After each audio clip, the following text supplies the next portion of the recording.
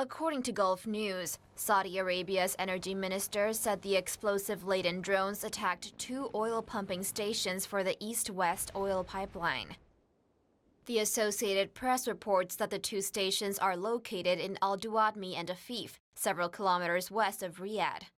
Government-controlled oil company Saudi Aramco temporarily shut down the pipeline as a precaution and contained a fire that caused minor damage to one pumping station.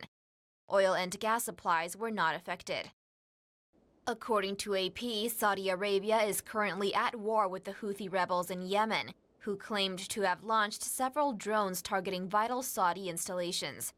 The Houthis later claimed responsibility for the pipeline attack.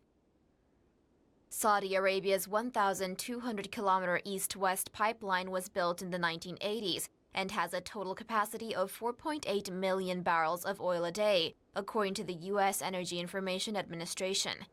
It serves as an alternative channel for crude exports should the vital Strait of Hormuz be closed, something Iran has repeatedly threatened to do.